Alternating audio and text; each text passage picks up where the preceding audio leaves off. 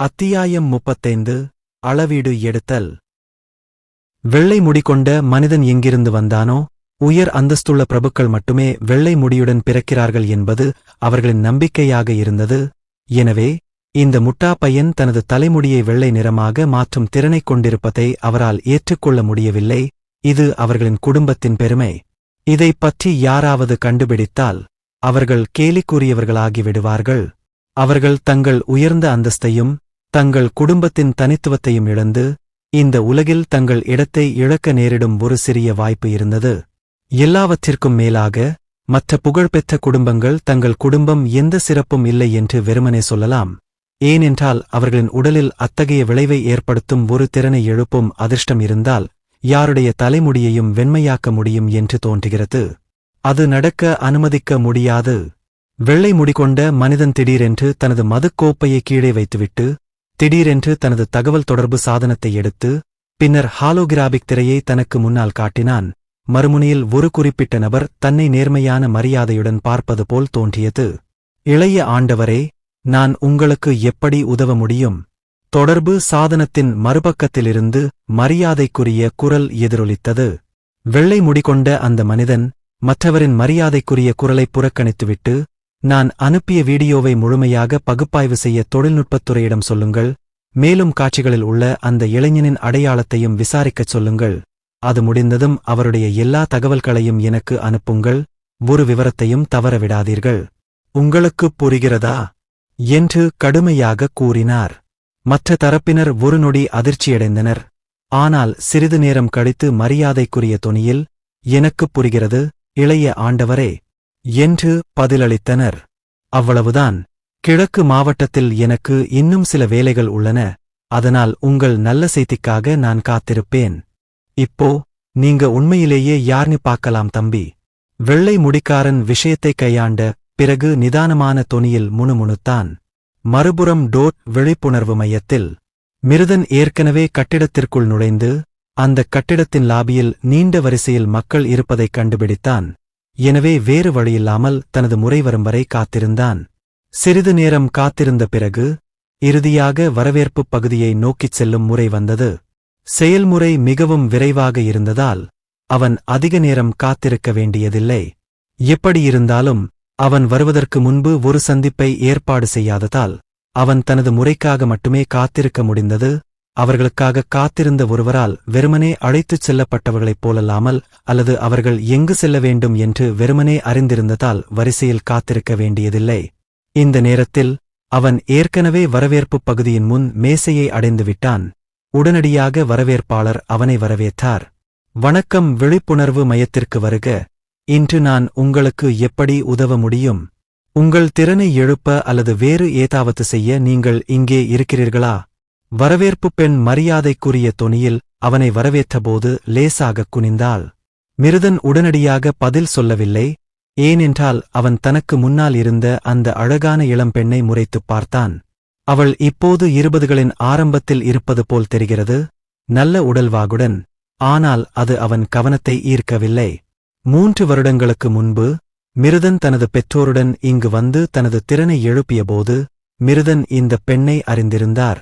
இருப்பினும் ஏதோ ஒரு காரணத்திற்காக 3 வருடங்களாக அவர்கள் இங்கு வந்த போதெல்லாம் இந்த வரவேற்பாளர் எப்போதும் பணியில் இருந்தார். இதனால் அவர்களின் செக்கிங் செயல்முறையை எப்போதும் கவனித்துக் கொண்டார். பின்னர் விழிப்புணர்வை ஏற்படுத்துவதற்காக அவர்களை ஒரு அறைக்கு அழைத்துச் சென்றார். இருப்பினும் இப்போது இந்த பெண்ணுக்கு அவனை நினைவில் இல்லை என்று தெரிகிறது. சரி, என்னைப் போன்ற ஒருவரை யார் முதலில் நினைவில் வைத்திருப்பார்கள்? அவன் உள்ளுக்குள் தலையை ஆட்டிக்கொண்டே சுயமரியாதையுடன் அமைதியாக யோசித்தான்.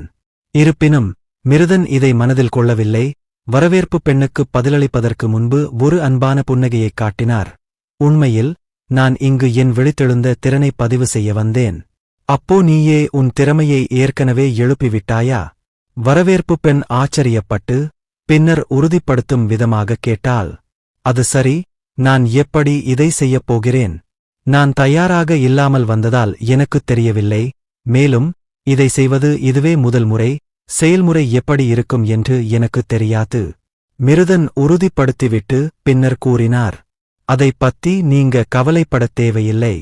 உங்க திறமையையும் சக்தி அளவையும் நீங்க மட்டும்தான் காட்டணும், அவ்வளவுதான் என்று வரவேற்புப் பெண் அவனிடம் சொன்னாள்.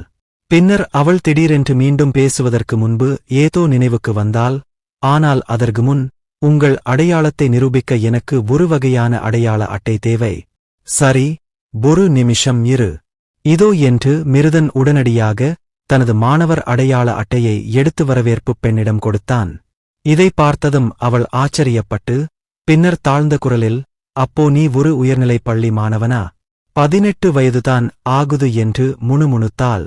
அவள் அடையாள அட்டையை எடுத்தவுடன் அதை பரிசோதித்துப் பார்த்தாள். பின்னர் தன் குரலை உயர்த்தி, சரி, இது நடக்கும்.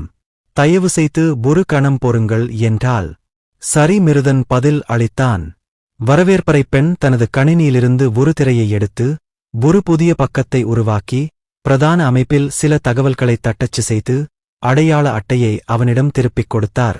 பின்னர், தயவு செய்து என்னை பின்தொடருங்கள், நீங்கள் உங்கள் அளவைகளை எடுக்கும் இடத்திற்கு நான் உங்களை அழைத்துச் செல்கிறேன் என்றார். அப்படிச் சொல்லிவிட்டு அவள் ஏற்கனவே வரவேற்பு கவுண்டருக்கு பின்னால் இருந்து வெளியே வந்து லாபியில் ஒரு குறிப்பிட்ட திசையில் சென்று கொண்டிருந்தாள். மிருதன் அவளையும் தனக்குப் பின்னால் இருந்தவர்களையும் ஒரு பார்வை பார்த்துவிட்டு சந்தேகத்துடன் கேள்வி கேட்கும் குரலில் முணுமுணுத்தான். வரிசையில் இவ்வளவு பேர் காத்திருக்கும்போது வரவேற்புப் பகுதியை விட்டு வெளியேறுவது சரியா என்று நீங்கள் உறுதியாக நம்புகிறீர்களா? அதைக் கேட்டதும் வரவேற்புப் பெண் புன்னகைத்தாள். நீ அதைப் பத்தி கவலைப்படாதே, யாராவது வந்து என் இடத்தைப் பிடிப்பார்கள். நான் கவுண்டரை விட்டு வெளியேறிய தருணத்தில் என் இடத்தைப் பிடிக்க இன்னொரு சக ஊழியரிடம் ஏற்கனவே தெரிவித்திருந்தேன். வா, போகலாம் என்று கனிவாக பதிலளித்தாள். சரி, மிருதன் பதில் அளித்தான். வேகத்தை அதிகரித்து அவளைப் பின்தொடர்ந்தான். அப்படியே அவர்கள் இருவரும் லிடில் ஏறி பின்னர் கட்டிடத்தின் அடித்தளப் பகுதிக்குச் சென்றனர். மேலும் சில பிரமை போன்ற சந்திப்புகள் மற்றும் கட்டிடத்தின் பிற துறைகள் வழியாகச் சென்று அவர்கள் இறுதியாக ஒரு குறிப்பிட்ட அறையை அடைந்தனர். அந்த திறந்தவெளி, இந்த திறந்தவெளியின் நடுவில் எங்கோ அருகில் நிலைநிறுத்தப்பட்ட ஒரு மிகவும் யதார்த்தமான புன்னகைக்கும் போலியைத் தவிர வேறு எதுவும் பார்வையில் இல்லாத ஒரு திறந்தவெளி. இந்த நேரத்தில் வரவேற்புப் பெண் திரும்பி, நாம வந்துவிட்டோம். இப்போதைக்கு உங்கள் உடல் வலிமையை அளவிட அந்த போலியை உடல் ரீதியாகத் தாக்குவதன் மூலம் உங்கள் அடிப்படை வலிமையை உடல் ரீதியாகக் காட்ட வேண்டும் என்று பேசினாள். நிஜமாவே இல்லையா? நான் ஒரு மெய்நிகர் சிமுலேட்டர் அல்லது ஏதாவது மூலம் என் திறமைகளைக் காட்ட வேண்டும் என்று நான் நிச்சயமாக நினைத்தேன். மிருதன் ஆச்சரியத்துடன் கேட்டான். இதைக் கேட்டதும் வரவேற்புப் பெண் சிரித்தாள்.